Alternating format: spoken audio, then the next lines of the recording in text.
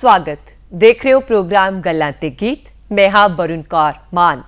जट and जूलीएट 2 ਦੇ ਵਿੱਚ ਮਾਂ ਨੂੰ ਬੜਾ ਹੀ ਚਾਅ ਚੜਦਾ ਹੈ ਕਿ ਉਹਦਾ ਪੁੱਤ ਹੁਣ ਇੰਸਪੈਕਟਰ ਲੱਗ ਗਿਆ। ਸਾਰੇ ਪਿੰਡ ਨੂੰ ਵਧਾਈਆਂ ਦਿੱਤੀਆਂ ਜਾਂਦੀਆਂ ਨੇ, ਮੇਰਾ ਪੁੱਤ ਇੰਸਪੈਕਟਰ ਲੱਗ ਗਿਆ। ਬੜੀ ਪਾਰਟੀ ਹੁੰਦੀ ਹੈ, ਬੜੇ ਖੁਸ਼ ਹੁੰਦੇ ਨੇ, ਕਿਉਂਕਿ ਪੁਲਿਸ ਦੀ ਯੂਨੀਫਾਰਮ ਹੀ ਪਾ ਲੈਣਾ ਆਪਣੇ ਆਪ ਦੇ ਵਿੱਚ ਬਹੁਤ ਵੱਡੀ ਤੇ ਮਾਣ ਵਾਲੀ ਗੱਲ ਹੁੰਦੀ ਹੈ। ਮਾਣ ਵਾਲੀ ਗੱਲ ਹੁੰਦੀ ਹੈ ਜਦੋਂ ਤੁਹਾਡੇ ਰੈਂਕ ਵੱਧਦੇ ਜਾਂਦੇ ਨੇ, ਤੁਸੀਂ ਹੋਰ ਪੜ੍ਹਦੇ ਹੋ, ਤੁਹਾਡਾ ਹੋਰ ਇੱਕ ਸਟਾਰ ਵੱਧ ਜਾਂਦਾ ਹੈ। ਤੇ ਹੋਰ ਵੀ ਮਾਣ ਦੀ ਗੱਲ ਹੁੰਦੀ ਹੈ ਜਦੋਂ ਇੰਸਪੈਕਟਰ ਤੋਂ ਬਾਅਦ ਸਿੱਧਾ ਹੀ ਤੁਹਾਡੇ ਨਾਮ ਨਾਲ ਆਈਜੀ ਲੱਗ ਜਾਂਦਾ ਹੈ। ਅੱਜ ਸਾਡੇ ਸਟੂਡੀਓ ਦੇ ਵਿੱਚ ਵੀ ਪਹੁੰਚੇ ਨੇ डॉक्टर कौस्तभ शर्मा, जो कि आईजी पुलिस जलंधर ने, कपूरथला, हुशियारपुर, जलंधर रूरल और नाल दे नाल organise crime control unit Punjab. बहुत बहुत स्वागत है जी। मैं क्या सल्यूट है सर थानू पहला था, क्योंकि ये यूनीफॉर्म हर किसी का एक ड्रीम हुंदी है। देखो यूनीफॉर्म एक बहुत ही इंपॉर्टेंट पुलिस का जिहड़ा है अंग है जी। ਇਹਦੇ ਵਿੱਚ ਇੱਕ ਤਾਂ ਡਿਸਪਲਿਨ ਸਿੱਖਦਾ ਹੈ ਆਦਮੀ, ਦੂਜਾ ਹਰ ਵਿਅਕਤੀ ਨੂੰ ਇੱਕ ਤਰੀਕੇ ਦਾ ਹੌਸਲਾ ਮਿਲਦਾ ਜਦੋਂ ਉਹ ਪੁਲਿਸ ਨੂੰ ਵੇਖਦਾ ਹੈ। ਤੇ ਇਸ ਕਰਕੇ ਬੜੀ ਜ਼ਿੰਮੇਵਾਰੀ ਹੁੰਦੀ ਹੈ ਪੁਲਿਸ ਅਫਸਰਾਂ ਤੇ ਕਿ ਉਹ ਪਬਲਿਕ ਦੇ ਵਿੱਚ ਜਦੋਂ ਵਿਚਰਦੇ ਆ ਇਨ ਡਰੈਸ ਤੇ ਪਬਲਿਕ ਆਸ ਰੱਖਦੀ ਹੈ ਉਹਨਾਂ ਕੋਲੋਂ ਕਿ ਵੀ ਇਹ ਆਈਡੀਅਲ ਹੋਣਗੇ। ਕਈ ਵਾਰੀ ਇਹਦੇ ਵਿੱਚ ਜਦੋਂ ਕੋਈ ਚੀਜ਼ ਇਹੋ ਜਿਹੀ ਹੋ ਜਾਂਦੀ ਉੱਪਰ ਨੀਚੇ ਤੇ ਉਹ ਵੀ ਬਹੁਤ ਜ਼ਿਆਦਾ ਜਿਹੜਾ ਹੈ ਸਾਡੇ ਲਈ एक खबर का सबब बनता है। तो सानू कई बार इस तरीके की कोई घटनावां जिहड़ी उन्होंने देखना भी पैंदा है, और असी कोशिश करते हैं जिथे तक हो सके कि आप भी इस तरीके का वतीरा रखिए और अपने सबॉर्डिनेट्स नू भी इस पक्षों अवेयर करके रखिए कि भी उन्होंने जिम्मेवारियां समाज में बहुत ज़्यादा हैं जी। तो वो एक तरीके से जिहड़ा है बहुत ज़्यादा एक सूखम निरीक्षण में हमेशा रहते हैं जी। डॉक्टर कौस्तभ शर्मा, मैं दस दिनी है कि ये PhD वाले डॉक्टर नहीं, ये डॉक्टर वाले डॉक्टर ने, और मैडिकल दी फील्ड तो सीधा सिविल सर्विसेज। ये इंटरस्ट तुहाडा किवें पैदा होया? देखो जदों मैं MBBS कीती 90 तो 96 भोपाल तो जी, ते ओदे बाद मैनू MD विच दाखला मिलिया जी। मेरे फादर जिहड़े वो जंगलात महकमे विच काम करते सी जी, और बाद विच वो बतौर IFS रिटायर होए श्री SK रत्नाकर जी। तो उस वेले भी मैं देखा करता सी कि भी सिविल सर्विसेज जिहड़ी है वो बड़ी अहम ड्यूटियां होंदियां समाज दे विच, और काफ़ी कुछ तुसी कंट्रीब्यूट कर सकते हो, और तुहाडा जिहड़ा है समाज दे हर पहलू नाल एक तरीके से जिहड़ा है राफता रहिंदा है। ते ये सारी गल्लां मैनूं अट्रैक्ट करदी सी सिविल सर्विसेज वाल। ते जदों MD कंप्लीट कीती, मैं कुछ समय अपोलो दिल्ली विच भी काम कीता। उस दौरान जिहड़ा है मैं तैयारी करी ते फाइनली 2000 ਦੇ एग्जाम विच सिलेक्ट होकर 2001 मैं IPS मैनू अलाट हुई, और जिद्दां हुंदा है किस्मत की गल कि मैनू पंजाब सूबा अलाट होया जी। तो उदों तक जिहड़े ने सानू सूबे की जो अलाटमेंट हुंदी सी काडर्स की, वो एक रोस्टर के अंडर हुंदी सी, ते तुहानू बहुता पता नहीं हुंदा सी किस तरीके होगी। हुण तो बंदे जिहड़े साडे जो जूनीयर ऑफिसर्स हैं उन्हां कोलों चॉइस लई जांदी है, and depending on the choice उन्हां नू दिता जांदा। हुण थोड़ा जिहा चेंज फिर किया गया है जी। तो आम तौर पे यही रहता है कि जो तुम पब्लिक सर्विस में आते हो, एक तो रिकग्निशन बड़ी जल्दी मिलती है जी, तो इन्नी छेती होर नहीं मिलनी सी, पर जेकर मैं रहिंदा मैडिकल फील्ड में भी तां भी जिहड़ा हौली हौली डेफिनेटली मुकाम मिल जाना सी। पर यह बड़ा इंपॉर्टेंट फील्ड सी कि मैनू पब्लिक दे नाल बहुत जल्दी एज दे विच राफ्ता करन नू मिलिया, और मैं उहदा पूरा लाहा भी लिया जदों मैं पटियाले सी, और बतौर SHO मैं लुधियाना ड्यूटी करता रहा। उदों भी मेरा बड़ा शौक सी कि मैं पब्लिक नाल जा करके मीटिंग करा, उन्हां नाल राफ्ता रखा, तो जिहड़ा कोई हो सकता है जी उन्हां दी समस्यावां नू सुन करके और कुछ ना कुछ इस तरीके दे हल निकाल सका, जिहड़े करके कि दोनों नू म्यूचुअली बेनीफिट होवे, पब्लिक नू भी जिहड़ा उहदा फायदा लगे, तो असी भी अपना काम जिहड़ा उहनू सौखा बनाईए। बिल्कुल तो अदरवाइज काम बड़ा औखा है, छेती बिगड़ जाता है, लोग भड़क जाते हैं कोई गलों, तो ये सारी चीज़ जेकर तुहाडे तो थोड़ा एतबार होवे तो सौखा हो जाता है। बिल्कुल ਵੱਖ-ਵੱਖ जगह ते तुहाडी पोस्टिंग रही है, बहुत सारे एक्सपीरियंस भी रहे होणगे, पर जिथों तक मैनू पता है मैं चाहती हाँ कि तुसी साडे दर्शकों नाल भी जरूर साझा करो साउथ सुडान का जिहड़ा एक्सपीरियंस है तुहाडा। देखो साउथ सुडान जिहड़ा है एक बड़ा ही निवेकला राष्ट्र बनिया, तो जदों 2011 दे विच इहनूं एक तरीके से स्वतंत्र देश बना दिता गया, ਉਹਦੇ बाद इत्थे ना कई तरीके के आपस में कबाइले झगड़े चल रहे हैं हाले भी, और परसों नरसों ही जिहड़े उत्थे दे प्रेजिडेंट सालवा कीर मयारदित ਜਿਹੜੇ ਹੈ ਉਹਨਾਂ ਵੱਲੋਂ ਆਪਣੇ ਮੰਤਰੀ ਮੰਡਲ ਨੂੰ ਭੰਗ ਕੀਤਾ ਗਿਆ ਹੈ ਤੇ ਉਹਦੇ ਬਾਅਦ ਹੁਣ ਦੁਬਾਰਾ ਨਵੇਂ ਸਿਰੋਂ ਬਣਾਇਆ ਜਾਏਗਾ ਤੇ ਉੱਥੇ ਬਹੁਤ ਜ਼ਿਆਦਾ ਅਸ਼ਾਂਤੀ ਜੀ ਚੱਲ ਰਹੀ ਹੈ ਤੇ ਆਪਸ ਵਿੱਚ ਜਿਹੜੇ 2-3 ਤਰੀਕੇ ਦੇ ਜਿਹੜੇ ਵੱਡੇ ਕਬੀਲੇ ਹੈ ਉਹਨਾਂ ਦੇ ਵਿੱਚ ਲਗਾਤਾਰ ਘਮਾਸਾਨ ਲੜਾਈ ਚੱਲ ਰਹੀ ਹੈ। ਪਹਿਲੇ ਜਿਹੜੀ ਉਹਨਾਂ ਦੀ ਲੜਾਈ ਚੱਲਦੀ ਸੀ ਸਾਊਥ ਸੂਡਾਨ ਦੀ ਸਰਕਾਰ ਦੇ ਨਾਲ ਔਰ ਇਹ ਆਜ਼ਾਦ ਹੋਣਾ ਚਾਹੁੰਦੇ ਸੀ ਜੀ। ਹੁਣ ਇਸ ਵੇਲੇ ਜਿਹੜਾ ਹੈ ਉੱਥੇ ਕੈਟਲ ਰੇਡਿੰਗ ਜਿਹਨੂੰ ਕਹਿੰਦੇ ਆ, ਇੱਕ ਤਰੀਕੇ ਸੇ ਜਾ ਕੇ ਇੱਕ ਪਿੰਡ ਵਾਲੇ ਜਾ ਕੇ ਜਾਂ ਇੱਕ ਕਬੀਲੇ ਵਾਲੇ ਜਾ ਕੇ ਦੂਜੇ ਕਬੀਲਿਆਂ ਦੇ ਵਿੱਚ ਅਟੈਕ ਕਰ ਦਿੰਦੇ ਤੇ ਉੱਥੇ ਬੇਤਾਸ਼ਾ ਵਾਇਲੈਂਸ ਕਰਕੇ ਬੱਚੇ ਮਹਿਲਾਵਾਂ ਜਿਹੜੇ ਉੱਥੇ ਦੇ ਬਸ਼ਿੰਦੇ ਉਹਨਾਂ ਸਾਰਿਆਂ ਨੂੰ ਜਿਹੜਾ ਮਾਰ ਕਰਕੇ ਉਹਨਾਂ ਦੀ ਗਾਂ ਲੁੱਟ ਕਰਕੇ ਲੈ ਆਉਂਦੇ ਆ ਤੇ ਉੱਥੇ ਜਿਹੜਾ ਬਹੁਤ ਹੀ ਗਰੀਬੀ ਹੈ। ਉੱਥੇ ਇਨਫਰਾਸਟ੍ਰਕਚਰ ਜਿੱਦਾਂ ਇਹ ਕਹਿ ਲਓ ਕਿ ਨਾ ਤਾਂ ਬਿਜਲੀ ਪਾਣੀ ਦਾ ਕੋਈ ਪ੍ਰਬੰਧ ਨਹੀਂ ਹੈ, ਰੋਡਸ ਵੀ ਹਾਲੇ ਤੱਕ ਬੜੀ ਹੈ ਨਹੀਂ ਤੇ ਬਿਲਕੁਲ ਜਿਹੜਾ ਹੈ ਉਹ ਜਿੱਦਾਂ ਕਹਿ ਸਕਦੇ ਹੋ ਜੰਗਲੀ ਔਰ ਮਤਲਬ ਆਮ ਜਿਹੜਾ ਇਲਾਕਾ ਜਿੱਥੇ ਕਿ ਅਸੀਂ ਕਹਿੰਦੇ ਜੋ ਡਿਵੈਲਪਮੈਂਟ ਅਸੀਂ ਦੇਖਦੇ ਹਾਂ ਆਪਣੇ ਇੱਥੇ ਜਿਹੜੀ ਚੀਜ਼ ਅਸੀਂ ਆਮ ਇਹ ਸੋਚਦੇ ਹਾਂ ਕਿ ਵੀ ਇਹ ਚੀਜ਼ ਹੋਣੀ ਚਾਹੀਦੀ ਹੈ ਉਹ ਸਾਰੀ ਚੀਜ਼ਾਂ ਤੋਂ ਵਾਂਝਾ ਹੈ ਉਹ ਤੇ ਇਹ ਚੀਜ਼ਾਂ ਜਿਹੜੀਆਂ ਉੱਥੇ ਚੈਲੰਜਿੰਗ ਬਣਾਉਂਦੀਆਂ। ਜਦੋਂ ਮੈਂ ਉੱਥੇ ਗਿਆ ਫਿਰ ਮੈਨੂੰ ਉੱਥੇ ਟੈਂਟ ਵਿੱਚ ਰਹਿਣਾ ਪਿਆ। ਉੱਥੇ ਜਿਹੜਾ ਹੈ ਕਿਸੇ ਕਿਸਮ ਦਾ ਨਾ ਤਾਂ ਤੁਹਾਨੂੰ ਦੁੱਧ ਮਿਲਦਾ ਹੈ, ਪਨੀਰ ਦੀ ਤਾਂ ਗੱਲ ਹੀ ਛੱਡ ਦਿਓ ਤੇ ਜਿਹੜਾ ਕੋਈ ਹੈ ਉਹ ਸਾਰਾ ਜਿਹੜਾ ਡੱਬਾ ਬੰਦ ਚੀਜ਼ਾਂ ਫਿਰ ਕਰਨੀ ਪੈਂਦੀ ਹੈ। ਔਰ ਮੈਂ ਵੈਜੀਟੇਰੀਅਨ ਹੋਣ ਕਰਕੇ ਫਿਰ ਮੈਨੂੰ ਉੱਥੇ ਹੋਰ ਵੀ ਔਖ ਸੀ ਕਿਉਂਕਿ ਉੱਥੇ ਜਿਹੜਾ ਮੇਨ ਖਾਣਾ ਪੀਣਾ ਜਿਹੜਾ ਉਹਨਾਂ ਦਾ ਮਾਸ ਮੱਛੀ ਵਗੈਰਾ ਟਾਈਪ ਦਾ ਹੀ ਹੈ। ਮਤਲਬ ਰਹਿਣ ਸਹਿਣ ਤੋਂ ਇਲਾਵਾ ਉੱਥੇ ਖਾਣ ਪੀਣ ਦੀਆਂ ਵੀ ਕਾਫੀ ਦਿੱਕਤਾਂ ਦਾ ਤੁਹਾਨੂੰ ਸਾਹਮਣਾ ਕਰਨਾ ਪਿਆ ਉਸ ਜਗ੍ਹਾ ਦੇ ਉੱਤੇ ਜਦੋਂ ਜੀ ਚੈਲੰਜਿੰਗ ਗੱਲ ਸੀ ਜੀ ਉੱਥੇ, ਪਰ ਅਸੀਂ ਕੰਟਰੀਬਿਊਟ ਕਰ ਸਕੇ ਉੱਥੇ ਜਾ ਕਰਕੇ ਉਹਨਾਂ ਦੇ ਅਫਸਰਾਂ ਨੂੰ ਜਿਹੜਾ ਅਸੀਂ ਹੌਸਲਾ ਦੇਣਾ ਹੁੰਦਾ ਸੀ, ਉਹਨਾਂ ਨੂੰ ਸਿਖਲਾਈ ਦੇਣੀ ਹੁੰਦੀ ਸੀ ਕਿ ਕਿਸ ਤਰੀਕੇ ਸੇ ਅੱਛੀ ਪੁਲਿਸਿੰਗ ਕਰਨੀ ਚਾਹੀਦੀ, ਜਨਤਾ ਨਾਲ ਰਫ ਨਾ ਰੱਖਣਾ ਚਾਹੀਦਾ, ਕਮਿਊਨਿਟੀ ਪੁਲਿਸਿੰਗ ਕਰਨੀ ਚਾਹੀਦੀ, ਕਿਹੜੇ ਰਜਿਸਟਰ ਸਟਰਕਚਰ ਤੇ ਕ੍ਰਾਈਮ ਦੇ किस तरीके दे अपने रजिस्टर्स होने चाहिए हैं, किस तरीके से लोगों नाल उन्होंने राफ्ता रखना चाहिए है। वो सारी चीज़ां जिहड़ियां असीं अपने तौर पे करते रहे पर वो लंबा समा थी क्योंकि वो बड़े समय तक लड़ाइयां विच शामिल रहे सी ते बहुत ज़्यादा उत्थे पढ़ाई लिखाई का रुझान नहीं रहा, ना ही पढ़ाई का मौका मिल सकिया उन्होंने। वो सारे लड़ाके ही जिहड़े बाद विच सिद्धे पुलिस विच भर्ती हो गए तो ये करके चैलेंजिंग रहा। हाले भी मैनूं लगता है चैलेंजिस हैं उत्थे और पिछे काफ़ी अरसे दे विच उत्थे काफ़ी अंदरूनी कला ਲੜਾਈ ਝਗੜੇ ਚੱਲਦੇ ਰਹੇ ਆ। ਚੈਲੰਜ ਜਿਹੜੇ ਔਰਤਾਂ ਦੇ ਲਈ ਵੀ ਕਾਫੀ ਆਉਂਦੇ ਨੇ ਸਮਾਜ ਦੇ ਵਿੱਚ ਜਦੋਂ ਉਹਨਾਂ ਨੇ ਕਿਤੇ ਵਿਚਰਨਾ ਹੁੰਦਾ ਹੈ, ਕੁਝ ਬਣਨਾ ਹੁੰਦਾ ਹੈ ਤੇ ਪੰਜਾਬ ਪੁਲਿਸ ਮਹਿਲਾ ਮਿੱਤਰ ਇੱਕ ਔਰਤਾਂ ਦੇ ਸਹਿਯੋਗ ਦੇ ਲਈ ਸ਼ੁਰੂ ਕੀਤਾ ਗਿਆ, ਉਸ ਦੇ ਬਾਰੇ ਵਿਸਥਾਰ ਵਿੱਚ ਦੱਸੋ। ਦੇਖੋ ਪੰਜਾਬ ਪੁਲਿਸ ਪਹਿਲੇ ਵੀ ਵਿਸ਼ੇਸ਼ ਤਰੀਕੇ ਸੇ ਚਾਹੁੰਦੀ ਸੀ ਕਿ ਮਹਿਲਾਵਾਂ ਜਿਹੜੀਆਂ ਉਹਨਾਂ ਨੂੰ ਇੱਕ ਤਰਜੀਹ ਦਿੱਤੀ ਜਾਵੇ ਔਰ ਉਹਨਾਂ ਦੇ ਵਿੱਚ ਕੌਨਫੀਡੈਂਸ ਹੋਵੇ ਕਿ ਉਹ ਆ ਕਰਕੇ ਪੁਲਿਸ ਥਾਣੇ ਦੇ ਵਿੱਚ अपनी रिपोर्ट कर सकन क्योंकि ये आम सानू पता है कि जेडे क्राइम अगेंस्ट विमेन है महिलावां दे विरुद्ध जेडे भी जुर्म होंदे हैं उन्हां विच बहुते ज़्यादा जुर्म रिपोर्ट नहीं होंदे हैं। ईवन जेडे संगीन तरीके दे जुर्म होंदे हैं उन्हां दी भी रिपोर्टिंग बड़ी घट होंदी है ते इस ਨੂੰ ਥੋੜਾ ਜਿਹਾ ਮਤਲਬ ਮਹਿਲਾਵਾਂ ਨੂੰ ਇਸ ਇੱਕ ਤਰੀਕੇ ਸੇ ਹੌਸਲਾ ਦੇਣ ਲਈ ਕਿ ਜੇਕਰ ਉਹ ਪੁਲਿਸ ਸਟੇਸ਼ਨ ਜਾਂਦੇ ਹਨ ਤੇ ਉਹਨਾਂ ਨੂੰ ਉੱਥੇ ਮਹਿਲਾ ਮਿੱਤਰ ਦੇ ਰੂਪ ਵਿੱਚ ਪੁਲਿਸ ਦੀ ਮਹਿਲਾਵਾਂ ਮਿਲਣਗੀ, ਉਹਨਾਂ ਨੂੰ ਜਾ ਕਰਕੇ ਉਹ ਆਪਣੀ ਕੰਪਲੇਂਟਸ ਦੇ ਸਕਦੀਆਂ, ਸਾਂਝੀ ਹੋ ਸਕਦੀਆਂ ਤੇ ਉਹਨਾਂ ਨੂੰ ਬਿਹਤਰ ਸਮਝਿਆ ਜਾ ਸਕੇਗਾ। ਔਰ ਜਿਹੜੀ ਪੰਜਾਬ ਪੁਲਿਸ ਦੀ ਮਹਿਲਾ ਮਿੱਤਰ ਹੈ ਉੱਥੇ ਹੀ ਪੁਲਿਸ ਦੀ ਜਿਹੜੀ ਕੋਈ ਮਹਿਲਾਵਾਂ ਨੇ ਕੰਪਲੇਂਟ ਕੀਤੀ ਹੈ ਜਾਂ ਉਹਨਾਂ ਦੇ ਸੰਬੰਧਿਤ ਕੰਪਲੇਂਟਸ ਹੈ ਅਲਟੀਮੇਟਲੀ ਅਸੀਂ ਜਿਹੜਾ ਇਹ ਸੋਚਦੇ ਹੈ ਕਿ ਵੀ ਉਹਨਾਂ ਨੂੰ ਸਾਰੀ ਦੀ ਸਾਰੀ ਉਹ ਡੀਲ ਕਰਨ ਔਰ ਜਿੱਥੇ ਤੱਕ ਹੋ ਸਕੇ ਉਹਨਾਂ ਦਾ ਜਿਹੜਾ ਜੋ ਵੀ ਸਮੱਸਿਆ ਦਾ ਨਿਦਾਨ ਕਰ ਸਕਦੇ ਹੋ ਤੇ ਉਹ ਪੂਰਾ ਦਾ ਪੂਰਾ ਉਹਨਾਂ ਨੂੰ ਕਰਕੇ ਦੇਣ ਤਾਂ ਕਿ ਮਹਿਲਾਵਾਂ ਨੂੰ ਇੱਕ ਤਾਂ ਕੌਨਫੀਡੈਂਸ ਹੋਵੇ ਔਰ ਦੂਜਾ ਉਹ ਸੈਟੀਸਫਾਈਡ ਹੋ। ਜੀ ਤੇ ਲਾਕਡਾਊਨ ਦੇ ਦੌਰਾਨ ਵੀ ਕਾਫੀ ਘਰੇਲੂ ਹਿੰਸਾ ਵੱਧ ਗਈ, ਇਹ ਚੀਜ਼ਾਂ ਦੇਖਣ ਵਿੱਚ ਸਾਹਮਣੇ ਆਈਆਂ ਸੀ। ਹੁਣ ਵੀ ਜਦੋਂ ਦੁਬਾਰਾ ਲਾਕਡਾਊਨ ਲੱਗਦਾ ਡਰ ਲੱਗਦਾ ਹੈ ਕਿਤੇ ਉਹੀ ਹਾਲਾਤ ਘਰਾਂ ਦੇ ਵਿੱਚ ਦੁਬਾਰਾ ਨਾ ਹੋ ਜਾਣ। ਕੋਈ ਹੈਲਪਲਾਈਨ ਨੰਬਰ ਜਿੱਥੇ ਔਰਤਾਂ ਤੁਹਾਡੇ ਨਾਲ ਸੰਪਰਕ ਕਰ ਸਕਣ ਜੇ ਕਿਸੇ ਨੂੰ ਕੋਈ ਦਿੱਕਤ ਆਉਂਦੀ ਹੈ, ਕਿਉਂਕਿ ਆਪਾਂ ਸੋਸ਼ਲ ਡਿਸਟੈਂਸਿੰਗ ਦੀ ਗੱਲ ਕਰਦੇ ਹਾਂ, ਫਿਰ ਸ਼ਿਕਾਇਤ ਵੀ ਜੇ ਆਨਲਾਈਨ ਹੀ ਦੱਸੀ ਜਾਵੇ। ਦੇਖੋ ਅਸੀਂ ਕਈ ਤਰੀਕੇ ਦੀ ਹੈਲਪਲਾਈਨਸ ਬਣਾਈ ਹੋਈ ਹੈ ਔਰ ਇਹਦੇ ਵਿੱਚ ਦੋ ਇੱਕ ਸਪੈਸੀਫਿਕ ਹੈਲਪਲਾਈਨ ਹੈ 181 ਨੰਬਰ 181 ਨੰਬਰ ਜਿਹੜਾ ਹੈ ਇਹ ਅਸੀਂ ਸਾਈਬਰ ਕ੍ਰਾਈਮ ਲਈ ਵੀ ਇਸਤੇਮਾਲ ਕਰ ਸਕਦੇ ਹਾਂ ਜੇਕਰ ਕਿਸੇ ਨਾਲ ਵਾਪਰਿਆ ਕਿਉਂਕਿ ਬਹੁਤ ਸਾਰੇ ਸਾਈਬਰ ਕ੍ਰਾਈਮਸ ਮਹਿਲਾਵਾਂ ਨਾਲ ਵਾਪਰਦੇ ਜੀ ਤੇ ਇसी तरीके से ਜਿਹੜਾ ਹੈ ਨੈਸ਼ਨਲ ਹੈਲਪਲਾਈਨ 1098 ਨੰਬਰ ਹੈ ਇਹ ਟੋਲ ਫ੍ਰੀ ਨੰਬਰ ਹੈ ਔਰ ਇਮਰਜੈਂਸੀ ਹੈਲਪਲਾਈਨ ਨੰਬਰ 112 ਇਹ ਪੁਲਿਸ ਦੇ ਜਿਹੜੇ ਇਹਨਾਂ ਤੇ ਪਹੁੰਚ ਕਰ ਸਕਦੀਆਂ ਕੋਈ ਵੀ ਮਹਿਲਾ ਸਾਡੇ ਕੋਲ ਔਰ ਉਹਨਾਂ ਦਾ ਜਿਹੜਾ ਹੈ ਪ੍ਰੋਪਰ ਇਹਨਾਂ ਦੀ ਐਂਟਰੀ ਹੁੰਦੀ ਹੈ ਸਾਡੇ ਕੋਲ ਰਿਕਾਰਡ ਹੁੰਦਾ ਹੈ ਔਰ ਫੋਲੋ ਅਪ ਕੀਤਾ ਜਾਂਦਾ ਇਹਨਾਂ ਸਾਰੇ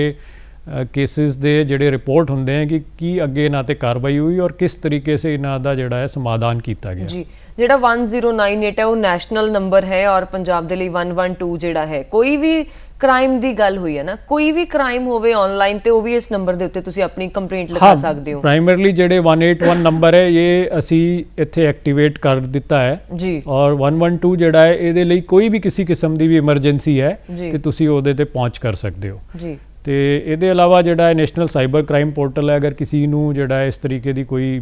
ਗੱਲਬਾਤ ਲੱਗਦੀ ਹੈ ਉੱਥੇ ਵੀ ਜਾ ਕੇ ਉਹ ਈਮੇਲ ਰਾਹੀਂ ਵੀ ਆਪਣੀ ਕੰਪਲੇਂਟਸ ਦੇ ਸਕਦਾ ਹੈ ਔਰ ਤਕਰੀਬਨ ਜਿਹੜਾ ਹੈ ਹਰ ਜ਼ਿਲ੍ਹੇ ਦੇ ਵਿੱਚ ਪੁਲਿਸ ਅਧਿਕਾਰੀ ਜਿਹੜੇ ਉਹਨਾਂ ਤੇ ਆਨਲਾਈਨ ਵੀ ਪਹੁੰਚ ਕੀਤੀ ਜਾ ਸਕਦੀ ਹੈ, ਉੱਥੇ ਇਹਨਾਂ ਦੇ ਈਮੇਲ ਐਡਰੈਸਿਸ ਵੀ ਅਵੇਲੇਬਲ ਹੈ ਜੀ। ਮਤਲਬ ਕਿਸੇ ਦਾ ਕੋਈ ਅਕਾਊਂਟ ਚੋਂ ਪੈਸੇ ਨਿਕਲ ਜਾਂਦੇ ਨੇ ਜਾਂ ਕਿਸੇ ਨੂੰ ਸੋਸ਼ਲ ਸਾਈਟ ਦੇ ਉੱਤੇ ਕੋਈ ਦਿੱਕਤ ਆਉਂਦੀ ਹੈ ਤਾਂ ਉਹ ਸਾਰੀਆਂ ਸਮੱਸਿਆਵਾਂ ਦਾ ਹੱਲ ਹੋ ਸਕਦਾ ਹੈ। ਹਾਂਜੀ, ਹੋ ਸਕਦਾ ਹੈ। ਤੇ ਇੱਕ ਜ਼ਰੂਰੀ ਚੀਜ਼ ਇਹ ਰਹੇਗੀ ਕਿ ਵੀ ਇੱਕ ਵਾਰੀ ਜਦੋਂ ਉਹ ਉੱਥੇ ਲੈ ਕਰਕੇ ਆਪਣੀ ਕੰਪਲੇਂਟ ਜਾਂਦੇ ਆ ਉਹਨੂੰ ਥੋੜਾ ਵਿਸਤਾਰ ਵਿੱਚ ਲਾ ਕਰਕੇ ਜਿਹਦੇ ਨਾਲ ਸਕਰੀਨਸ਼ਾਟਸ ਵਗੈਰਾ ਉਹ ਲਾ ਸਕਦੇ ਆ ਉਸ ਚੀਜ਼ ਦੇ ਜੀ। ਔਰ ਇਸ ਤੋਂ ਇਲਾਵਾ ਜੇਕਰ ਤੁਹਾਨੂੰ ਲੱਗਦਾ ਇਮੀਡੀਏਟਲੀ ਕਿ ਕੋਈ ਚੀਜ਼ ਗਲਤ ਹੈ, ਦੇਖੋ ਜੈਸੇ ਜੋ ਸਾਈਬਰ ਕ੍ਰਾਈਮ ਹੈ ਉਹਦੇ ਵਿੱਚ ਕੋਈ ਨਾ ਕੋਈ ਤੁਸੀਂ ਜਿਹੜਾ ਡਿਵਾਈਸ ਜਾਂ ਕੋਈ ਇਹੋ ਜਿਹੀ ਕੰਪਿਊਟਰ ਰਿਲੇਟਡ ਕੋਈ ਇੰਸਟਰੂਮੈਂਟ ਜਾਂ ਮੋਬਾਈਲ ਫੋਨ ਜਿਹੜਾ ਕਿ ਇੰਟਰਨੈਟ ਤੋਂ ਕਨੈਕਟਡ ਹੈ ਉਹਨੂੰ ਯੂਜ਼ ਕਰ ਰਹੇ ਹੋ, ਉਹਦੇ ਵਿੱਚ ਤੁਹਾਨੂੰ ਈਮੇਲ ਆ ਸਕਦੀ ਹੈ, ਉਹਦੇ ਵਿੱਚ ਤੁਹਾਨੂੰ WhatsApp ਤੇ ਮੈਸੇਜ ਆ ਸਕਦੇ ਹੈ,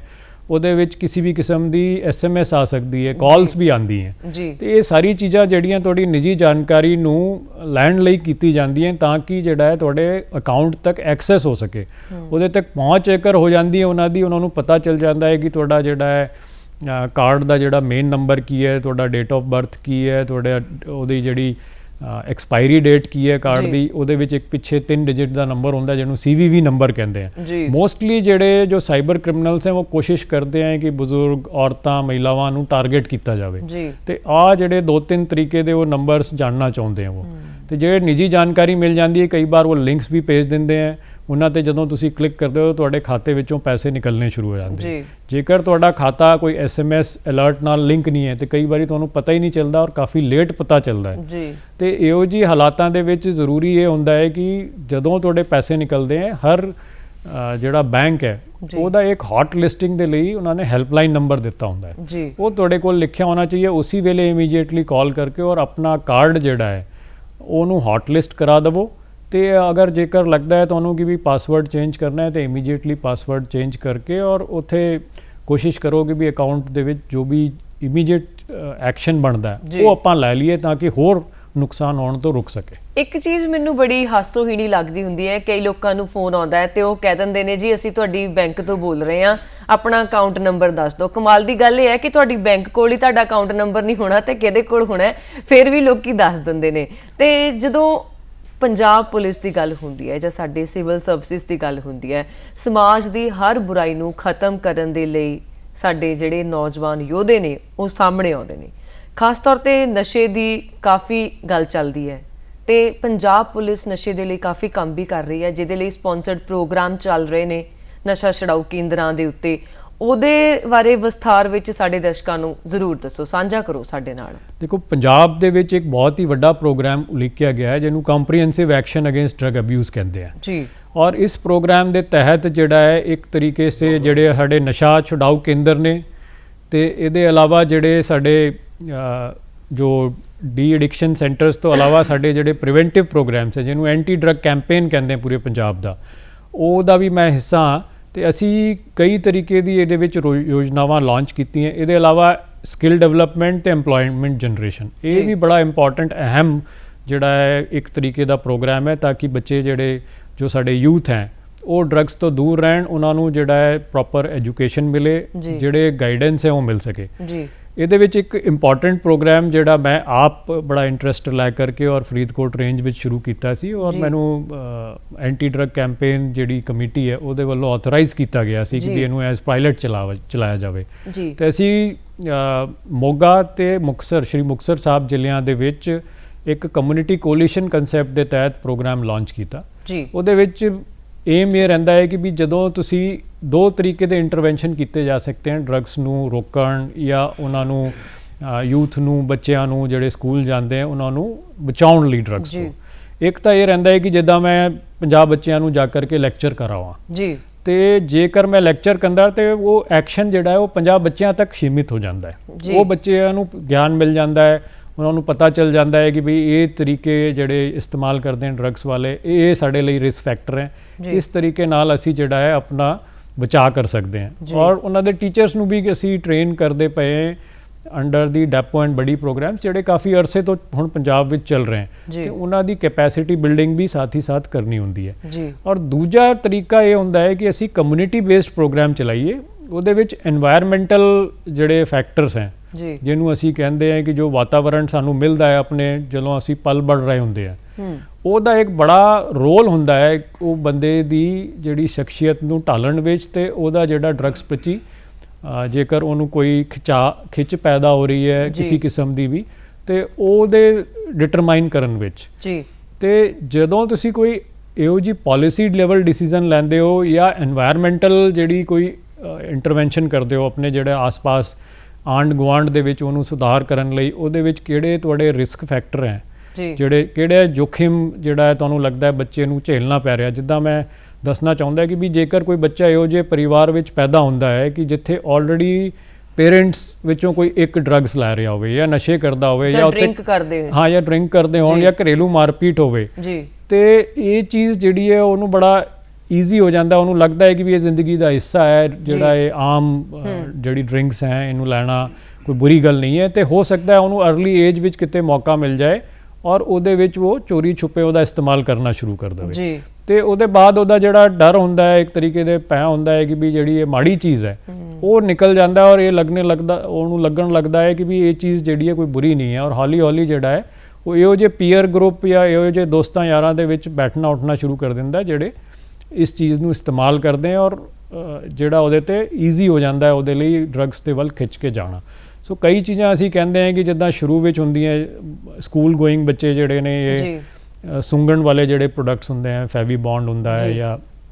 ਈਵਨ ਜਿਹੜੇ ਇਰੇਜ਼ਰ ਫਲੂਇਡਸ ਹੁੰਦੇ ਆ, ਇਸ ਤਰੀਕੇ ਦੇ ਜਿਹੜੀ ਚੀਜ਼ਾਂ ਜਾਂ ਇਸਤੇਮਾਲ ਕਰਦੇ ਹੁੰਦੇ। ਸੋ এনवायरमेंटल ਜਿਹੜੇ ਇੰਟਰਵੈਂਸ਼ਨ ਜਿਹੜੇ ਮੈਂ ਤੁਹਾਨੂੰ ਕਹਿ ਰਿਹਾ ਸੀ, ਕਮਿਊਨਿਟੀ ਕੋਲੀਸ਼ਨ ਦਾ ਏਮ ਇਹ ਹੁੰਦਾ ਹੈ ਕਿ ਅਸੀਂ ਪਹਿਲੇ ਤਾਂ ਜਿਹੜੇ ਜ਼ਿਲ੍ਹੇ ਦੇ ਜਿਹੜੇ ਅਫਸਰ ਹੈ, ਜਿਹੜੀ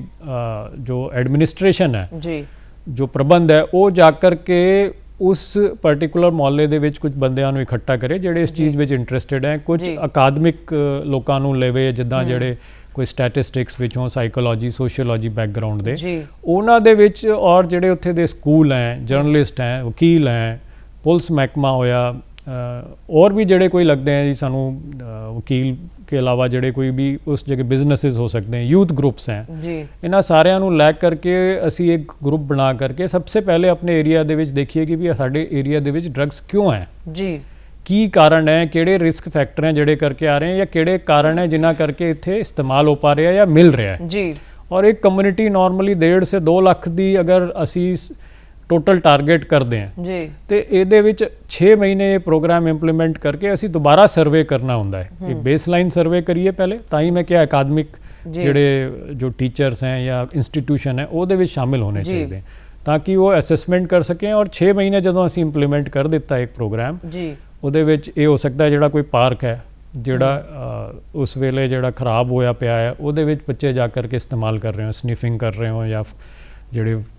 ਕੋਈ ਸੁੰਘਣ ਵਾਲਾ ਜਿਹੜਾ ਚੀਜ਼ ਹੈ ਉਹਨੂੰ ਇਸਤੇਮਾਲ ਕਰ ਰਹੇ ਹੋ, ਜਾਂ ਸਿਗਰਟ ਬੀੜੀ, ਔਰ ਇਹਦੇ ਤੇ ਲਾਗੇ ਮਾੜੇ ਨਸ਼ੇ ਵੀ ਹੋ ਸਕਦੇ ਹਨ, ਭਲੇ ਉਹ ਜਿਹੜਾ ਹੈ ਗਾਂਜੇ ਦਾ ਇਸਤੇਮਾਲ ਹੋਵੇ, ਚਾਹੇ ਸਮੈਕ ਦਾ ਇਸਤੇਮਾਲ, ਗੋਲੀਆਂ, ਸ਼ੀਸ਼ੀਆਂ, ਇਹੋ ਜਿਹੀ ਬਹੁਤ ਸਾਰੀ ਚੀਜ਼ਾਂ ਜਿਹੜੀਆਂ ਉਹ ਬੱਚਿਆਂ ਦੇ ਹੱਥ ਵਿੱਚ ਕਈ ਵਾਰੀ ਮਿਲ ਜਾਂਦੀਆਂ। ਇਹੋ ਜਿਹੇ ਆਪਣੇ ਜਿਹੜੇ ਦੋਸਤ ਯਾਰ ਹੈ ਉਹਨਾਂ ਨੂੰ ਮਿਲ ਜਾਂਦੇ ਜਿਹੜੇ ਜਿੱਥੇ ਇਹ ਅਵੇਲੇਬਲ ਹੁੰਦੀਆਂ। ਮਾਹੌਲ ਬੱਚੇ ਦਾ ਬਦਲਿਆ ਜਾਵੇ, ਉਹਨੂੰ ਇਦਾਂ ਦੇ ਮਾਹੌਲ ਤੋਂ ਦੂਰ ਰੱਖਿਆ ਜਾਵੇ, ਤੇ ਇਹਦੇ ਲਈ ਕਮਿਊਨਿਟੀ ਕੋਲੀਸ਼ਨ ਦਾ ਇਹ ਕੰਮ ਹੋਊਗਾ ਅਲਟੀਮੇਟਲੀ ਕਿ ਆਪਣੇ ਏਰੀਆ ਨੂੰ ਸਾਫ਼ ਰੱਖੇ। ਇਨੀਸ਼ੀਅਲੀ ਪੁਲਿਸ ਹੈਲਪ ਕਰੇਗੀ, ਇਨੀਸ਼ੀਅਲੀ ਮੈਡੀਕਲ ਮਹਿਕਮਾ ਹੈਲਪ ਕਰੇਗਾ ਜਾ ਕਰਕੇ, ਹੈਲਥ ਮਹਿਕਮੇ ਤੇ ਪੁਲਿਸ ਦੀ ਜ਼ਿੰਮੇਵਾਰੀ ਹੈ। ਦੇਖੋ ਇਹ ਜੇਕਰ ਕਿਸੇ ਨੂੰ ਫੜਨਾ ਹੋਵੇ ਜਿਹੜਾ ਡਰੱਗਸ ਵੇਚ ਰਿਹਾ ਹੋਵੇ ਤਾਂ ਸਭ ਤੋਂ ਅਹਿਮ ਜਿਹੜੀ ਜ਼ਿੰਮੇਵਾਰੀ ਉਹ ਪੁਲਿਸ ਦੀ ਹੈ ਜੀ, ਇਹਦੇ ਵਿੱਚ ਕੋਈ ਸ਼ੱਕ ਨਹੀਂ ਹੈ। ਪਰ ਹੁੰਦਾ ਕੀ ਹੈ ਕਿ ਜੇ ਪੁਲਿਸ ਮਹਿਕਮਾ ਇੱਕ ਵਾਰ ਜਾ ਕੇ ਕਾਰਵਾਈ ਕਰਦਾ ਏਰੀਆ ਵਿੱਚ ਕਈ ਮਹੀਨੇ ਠੱਲ ਪੈ ਜਾਂਦੀ, ਪਰ 2-3 ਮਹੀਨੇ ਦੇ ਬਾਅਦ ਇਹੋ ਜਿਹੇ ਬੰਦੇ ਫਿਰ ਐਕਟਿਵ ਹੋ ਜਾਂਦੇ, ਦੂਜੇ ਏਰੀਆ ਤੋਂ ਹੋ ਜਾਂਦੇ ਹੈ। ਇੱਥੇ ਦੇ ਬਸ਼ਿੰਦੇ ਜਿਨ੍ਹਾਂ ਨੂੰ ਡਰੱਗਸ ਨਹੀਂ ਮਿਲ ਰਹੀ ਉਹ ਦੂਜੇ ਏਰੀਆ ਵਿੱਚ ਜਾ ਕੇ ਲੈਣ ਲੱਗਦੇ ਆ, ਔਰ ਉੱਥੋਂ ਫਿਰ ਵਾਪਸ ਆ ਕਰਕੇ ਦੂਜਿਆਂ ਨੂੰ ਦੇਣ ਵੀ ਲੱਗਦੇ। ਬਿਲਕੁਲ, ਜਦੋਂ ਗੱਲ ਚੱਲਦੀ ਹੈ ਨਾ ਡਰੱਗਸ ਦੀ, ਤਾਂ ਨਾਲ ਦੇ ਨਾਲ ਇੱਦਾਂ ਵੀ ਲੱਗਦਾ ਕਿ ਬਹੁਤ ਸਾਰੇ ਪਰਿਵਾਰ ਬੜੇ ਮਾੜੇ ਹਾਲਾਤਾਂ ਚੋਂ ਗੁਜ਼ਰਦੇ ਨੇ। ਹਾਲਾਤ ਕਦੇ ਇੱਕੋ ਜਿਹੇ ਨਹੀਂ ਰਹਿੰਦੇ। ਆਪਾਂ ਵੀ ਨਹੀਂ ਸੀ ਸੋਚਿਆ ਕਿ ਕਰੋਨਾ ਆਊਗਾ, ਲੋਕਡਾਊਨ ਲੱਗਣਗੇ ਤੇ ਪੁਲਿਸ ਦੀ ਜ਼ਿੰਮੇਵਾਰੀ ਹੋਰ ਵੱਧ ਜਾਏਗੀ। ਕਰੋਨਾ ਦੇ ਦੌਰਾਨ, ਲੋਕਡਾਊਨ ਦੇ ਦੌਰਾਨ ਬਹੁਤ ਜ਼ਿਆਦਾ ਕੰਮ ਕੀਤਾ ਗਿਆ ਪੁਲਿਸ ਦੇ ਵੱਲੋਂ। ਕਿਹੋ ਜਿਹੀਆਂ ਮੁਸ਼ਕਿਲਾਂ ਦਾ ਤੁਹਾਨੂੰ ਸਾਹਮਣਾ ਕਰਨਾ ਪਿਆ ਤੇ ਕਿਵੇਂ ਪੁਲਿਸ ਹੁਣ ਵੀ ਕਰੋਨਾ ਦੇ ਦੌਰਾਨ ਕੰਮ ਕਰ ਰਹੀ ਹੈ? ਦੇਖੋ, ਇਹ ਕਰੋਨਾ ਕਾਲ ਜਿਹੜਾ ਹੈ, ਜਦੋਂ ਪਿਛਲੇ ਸਾਲ ਲੋਕਡਾਊਨ 23 ਮਾਰਚ ਨੂੰ ਲੱਗਿਆ ਸੀ ਜੀ, ਉਹਦੇ ਬਾਅਦ ਬਹੁਤ ਹੀ ਚੈਲੰਜਿੰਗ ਸਰਕਮਸਟੈਂਸਿਸ ਉਭਰੇ ਦੇਸ਼ ਲਈ ਤੇ ਪੁਲਿਸ ਲਈ ਇੱਕ ਤਰੀਕੇ ਸੇ ਬਹੁਤ ਔਖਾ ਸਮਾਂ ਸੀ, ਕਿਉਂਕਿ ਇੱਕ ਤਰਫ ਜਿਹੜਾ ਉਹਨਾਂ ਦਾ ਪਰਿਵਾਰ ਤੇ ਆਪ ਬਚਣ ਲਈ ਉਹਨਾਂ ਨੂੰ ਪੂਰੇ ਯਤਨ ਕਰਨੇ ਸੀ ਜੀ, ਤੇ ਉਹਦੇ ਨਾਲ ਜਿਹੜਾ ਇਹ ਕੋਸ਼ਿਸ਼ ਕਰਨੀ ਸੀ ਕਿ ਇਹ ਜਿਹੜੀ ਭਿਆਨਕ ਬਿਮਾਰੀ ਜੋ ਹੈ ਉਹ ਹੋਰ ਸਮਾਜ ਦੇ ਵਿੱਚ ਨਾ ਫੈਲੇ, ਪਿੰਡੂ ਇਲਾਕਿਆਂ ਵਿੱਚ, ਸ਼ਹਿਰੀ ਇਲਾਕਿਆਂ ਦੇ ਵਿੱਚ ਉਹਦੀ ਰੋਕਥਾਮ ਹੋ ਸਕੇ। ਜੀ, ਔਰ ਮੈਨੂੰ ਇਸ ਚੀਜ਼ ਦੀ ਬੜੀ ਖੁਸ਼ੀ ਹੈ ਕਿ ਅਸੀਂ, ਹਾਲਾਂਕਿ ਇਹਦੇ ਵਿੱਚ ਬੜਾ ਔਖਾ ਸਮਾਂ ਲੱਗਿਆ, ਅਸੀਂ ਬਹੁਤ ਸਾਰੇ ਲੋਕਾਂ ਨੂੰ ਚਲਾਨ ਵੀ ਕੀਤਾ ਹੋਣਾ ਹੈ, ਲੋਕਾਂ ਨੇ ਪਸੰਦ ਨਹੀਂ ਕੀਤਾ ਹੋਣਾ ਜਿਨ੍ਹਾਂ ਦੇ ਚਲਾਨ ਹੋਏ ਹੋਣੇ ਹੈ,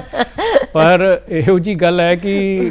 ਅਸੀਂ ਜਿਹੜਾ ਇਹ ਸਾਰਾ ਜਿਹੜਾ ਇੱਕ ਪਾਲਿਸੀ ਅਧੀਨ ਕੀਤਾ, ਕਿਉਂਕਿ ਸਰਕਾਰ ਜਿਹੜੀ ਇਹ ਸੋਚ ਵਿਚਾਰ ਕਰਕੇ ਇਹ ਔਖਾ ਨਿਰਣਾ ਲੈਂਦੀ ਹੈ, ਕਿਉਂਕਿ ਕਿਸੇ ਵੀ ਸਰਕਾਰ ਨੂੰ ਨਹੀਂ ਪਸੰਦ ਹੈ ਕਿ ਜਿਹੜੀ ਇਕਨੋਮਿਕ ਐਕਟੀਵਿਟੀ ਬੰਦ ਹੋਵੇ ਜੀ, ਕਿਉਂਕਿ ਇਕਨੋਮਿਕ ਐਕਟੀਵਿਟੀ ਨਾਲ ਹੀ ਮਾਲੀਆ ਮਿਲਦਾ ਹੈ ਸਰਕਾਰ ਨੂੰ ਔਰ ਉਸ ਮਾਲੀਏ ਨਾਲ ਹੀ ਜਿਹੜਾ ਹੈ ਡਿਵੈਲਪਮੈਂਟ ਹੁੰਦਾ ਹੈ ਔਰ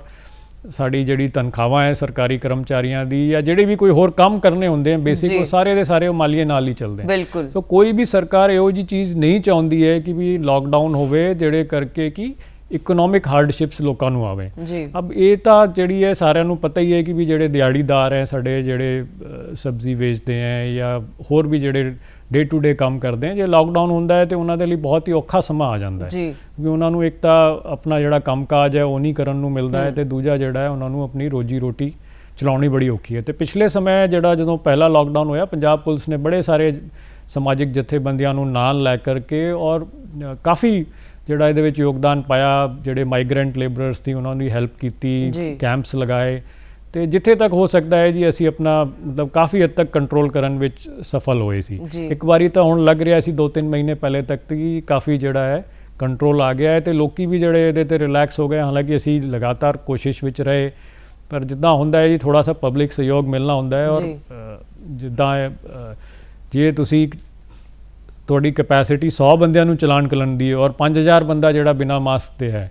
ਤੇ ਫਿਰ ਉਹ ਬੜਾ ਔਖਾ ਹੋ ਜਾਂਦਾ ਹੈ ਕਿ ਪਬਲਿਕ ਸਹਿਯੋਗ ਤੋਂ ਬਿਨਾਂ ਇਹੋ ਜਿਹੀ ਕੋਈ ਵੀ ਚੀਜ਼ ਇੰਪਲੀਮੈਂਟ ਕਰੀ ਜਾਏ। ਤੇ ਹੁਣ ਜਿਹੜਾ ਹੈ ਫਿਰ ਸੀਰੀਅਸਨੈਸ ਆਈ ਹੈ, ਕਿਉਂਕਿ ਤੁਸੀਂ ਦੇਖ ਸਕਦੇ ਹੋ ਕਿ ਬਈ ਕਈ ਹਜ਼ਾਰਾਂ ਦੀ ਗਿਣਤੀ ਵਿੱਚ ਫਿਰ ਲੋਕੀ ਕੋਰੋਨਾ ਦੇ ਸ਼ਿਕਾਰ ਹੋ ਰਹੇ ਹੈ ਔਰ ਤੁਹਾਨੂੰ ਪਤਾ ਹੈ ਕਿ ਏਸਿਮਟੋਮੈਟਿਕ ਡਿਜ਼ੀਜ਼ ਵੀ ਹੈ, ਬਹੁਤੇ ਲੋਕਾਂ ਨੂੰ ਪਤਾ ਵੀ ਨਹੀਂ ਚੱਲਦਾ, ਕਈ ਵਾਰ ਹੋ ਜਾਂਦੀ ਹੈ, ਪਰ ਇਸ ਵਾਰੀ ਜਿਹੜਾ ਇਹਨੇ ਯੂਥ ਨੂੰ ਜ਼ਿਆਦਾ ਆਪਣੇ ਲਪੇਟੇ ਵਿੱਚ ਲਿਆ ਹੈ ਤੇ ਇਹਦੇ ਨਾਲ ਜਿਹੜਾ ਹੈ ਇਹ ਜਿਹੜੀ ਹੈ ਇਹਦੇ ਵਿੱਚ ਡੈਥ ਰੇਟ ਵੀ ਜਿਹੜੀ ਲੱਗ ਰਹੀ ਹੈ ਕਾਫੀ ਜ਼ਿਆਦਾ ਹੈ, ਕਿਉਂਕਿ number of people getting affected ਜਿਹੜੇ ਇਹਦੇ ਤੇ ਇਹਦੀ ਡਿਜ਼ੀਜ਼ ਦੇ ਸ਼ਿਕਾਰ ਹੋ ਰਹੇ ਹੈ ਉਹਦੀ ਗਿਣਤੀ ਕਾਫੀ ਜ਼ਿਆਦਾ ਹੈ। ਬੜੀ ਤੁਸੀਂ ਟੁਕਮੀ ਗੱਲ ਕੀਤੀ ਹੈ ਕਿ ਜਨਤਾ ਦਾ ਸਹਿਯੋਗ, ਸਮਾਂ ਬਹੁਤ ਘੱਟ ਰਹਿ ਗਿਆ ਤੇ ਮੈਂ ਜਾਂਦੇ ਹੀ ਪੁੱਛਣਾ ਚਾਹਾਂਗੀ ਕਿ ਪੁਲਿਸ ਦੇ ਕੋਲੋਂ ਅਸੀਂ ਬੜੀਆਂ ਮੰਗਾਂ ਕਰਦੇ ਹਾਂ, ਸਾਨੂੰ ਬੜੀ ਹੈਲਪ ਚਾਹੀਦੀ ਹੈ, ਪੁਲਿਸ ਦੇ ਕੋਲੋਂ ਮਿਲਦੀ ਵੀ ਹੈ। ਪੁਲਿਸ ਜਿਹੜੀ ਹੈ ਉਹ ਜਨਤਾ ਤੋਂ ਇਸ ਕਰੋਨਾ ਦੇ ਦੌਰਾਨ ਕੀ ਸਹਿਯੋਗ ਮੰਗਦੀ ਹੈ ਜਾਂ ਉਹਨਾਂ ਤੋਂ ਕੀ ਸਹਿਯੋਗ ਮੰਗਦੀ ਹੈ ਜਿਹੜੇ ਇੱਕ ਸਕੂਟਰ ਤੇ 4-4 ਬੈਠੇ ਹੁੰਦੇ ਆ, ਪੁਲਿਸ ਦੇਖ ਕੇ ਦੂਜੇ ਪਾਸੇ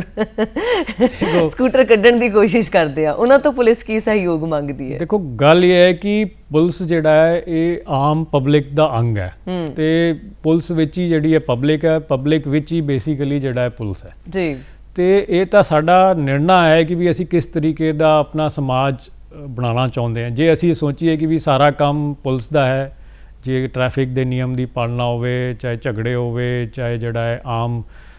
ਕਿਸੇ ਵੀ ਕਿਸਮ ਦੀ ਜਿਹੜੀ ਕੋਈ ਪਰੇਸ਼ਾਨੀ ਹੈ ਉਹ ਸਾਰੀ ਦੀ ਸਾਰੀ ਪੁਲਿਸ 'ਤੇ ਸਿੱਟਦੀ ਹੈ, ਜਿੱਦਾਂ ਲਾਕਡਾਊਨ ਦੀ ਗੱਲ ਹੋਵੇ, ਚਾਹੇ ਮਾਸਕ ਪਾਉਣ ਦੀ ਗੱਲ ਹੋਵੇ। ਸੋ ਤੁਸੀਂ ਸੋਚ ਸਕਦੇ ਹੋ ਕਿ ਸਾਡੇ ਕੰਮ ਜਿਹੜੇ ਨੇ ਕਿਤਨੇ ਡਿਸਪ੍ਰੋਪੋਰਸ਼ਨੇਟਲੀ ਵੱਧ ਜਾਂਦੇ। ਹੁਣ ਮਾਸਕ ਜਿਹੜਾ ਵੀ ਬੰਦਾ ਬਾਹਰ ਆ ਰਿਹਾ ਹੈ ਘਰ ਤੋਂ, ਉਹਦੇ ਲਈ ਲਾਜ਼ਮੀ ਹੈ ਕਿ ਉਹ ਲਗਾਵੇ ਔਰ ਇਹਦੇ ਨਾਲ ਤੁਸੀਂ ਦੇਖ ਸਕਦੇ ਹੋ ਕਿ ਅਸਲ ਬਚਾਅ ਤਾਂ ਇਹਦੇ ਨਾਲ ਹੀ ਹੈ ਡਿਜ਼ੀਜ਼ ਦਾ ਜੀ। ਪਰ ਜੇਕਰ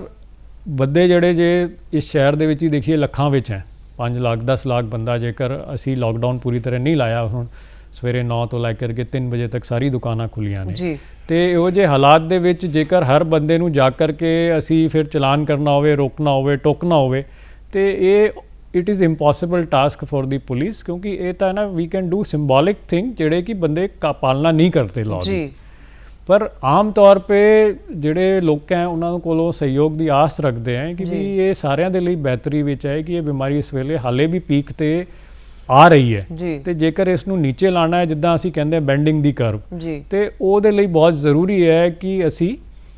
ਜਿਹੜਾ ਮਾਸਕ ਦੀ ਵਰਤੋਂ ਕਰੀਏ, ਸੋਸ਼ਲ ਡਿਸਟੈਂਸ ਰੱਖੀਏ ਔਰ ਜਿੱਥੇ ਤੱਕ ਲੋੜ ਨਾ ਹੋਵੇ ਘਰ ਦੇ ਵਿੱਚ ਹੀ ਰਹੀਏ। ਥੋੜੇ ਸਮੇਂ ਦੀ ਗੱਲ ਹੈ, ਜੇਕਰ ਇਸ ਨੂੰ ਆਪਾਂ ਠੀਕ ਤਰੀਕੇ ਨਾਲ ਪਾਲਣਾ ਕਰਨਗੇ ਮੈਨੂੰ ਆਸ ਲੱਗਦੀ ਹੈ ਕਿ ਅਸੀਂ ਛੇਤੀ ਜਿਹੜਾ ਹੈ ਕਰਵ ਨੂੰ ਬੈਂਡ ਕਰ ਲੈਣਗੇ ਔਰ ਇਹ ਜਿਹੜੀ ਸਾਰੀ ਪ੍ਰੋਬਲਮਸ ਹੈ ਲੋਕਡਾਊਨ ਦੀ, ਰੈਸਟ੍ਰਿਕਸ਼ਨਸ ਦੀ, ਇਹ ਸਾਰੀ ਜਿਹੜੀ ਹੈ ਰਿਮੂਵ ਹੋ ਸਕਣਗੀ। ਬਹੁਤ ਸ਼ੁਕਰੀਆ, ਤੁਸੀਂ ਪ੍ਰੋਗਰਾਮ ਦੇ ਵਿੱਚ ਆਏ, ਬਹੁਤ ਜ਼ਿਆਦਾ ਸੋਹਣੀ ਗੱਲਬਾਤ ਕੀਤੀ। ਮਾਸਕ ਸਾਡੀ ਸੇਫਟੀ ਦੇ ਲਈ ਨੇ, ਹੈਲਮਟ ਸਾਡੇ ਦੇ ਲਈ ਨੇ, ਪੁਲਿਸ ਸਾਡੀ ਸਹਾਇਤਾ ਦੇ ਲਈ ਹੈ ਤੇ ਸਾਡੇ ਦਰਸ਼ਕ ਵੀ ਸਾਡੇ ਲਈ ਨੇ, ਸਾਡਾ ਪਿਆਰ ਸਾਡੇ ਦਰਸ਼ਕਾਂ ਦੇ ਲਈ ਹੈ। ਪ੍ਰੋਗਰਾਮ ਗੱਲਾਂ ਤੇ ਗੀਤ ਇੱਥੇ ਖਤਮ ਕਰਦੀ ਹਾਂ। ਤੁਸੀਂ ਪ੍ਰੋਗਰਾਮ ਦੇ ਵਿੱਚ ਆਏ ਡਾਕਟਰ ਕੌਸਤੁਭ ਸ਼ਰਮਾ ਜੀ, ਬਹੁਤ ਬਹੁਤ ਸ਼ੁਕਰੀਆ ਜੀ। ਬਹੁਤ ਬਹੁਤ ਧੰਨਵਾਦ।